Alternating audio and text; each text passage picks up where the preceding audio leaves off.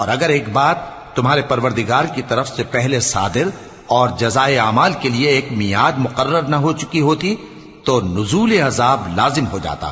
پس جو کچھ یہ بکواس کرتے ہیں اس پر صبر کرو، اور سورج کے نکلنے سے پہلے اور اس کے غروب ہونے سے پہلے اپنے پروردگار کی تسبیح و تحمید کیا کرو، اور رات کی کچھ گھڑیوں میں بھی اس کی تسبیح کیا کرو، اور دن کے مختلف اوقات یعنی دوپہر کے وقت بھی، تاکہ تم خوش ہو جاؤ. اور کئی طرح کے لوگوں کو جو ہم نے دنیا کی زندگی میں آرائش کی چیزوں سے نوازا ہے تاکہ ان کی آزمائش کریں، ان پر نگاہ نہ کرنا.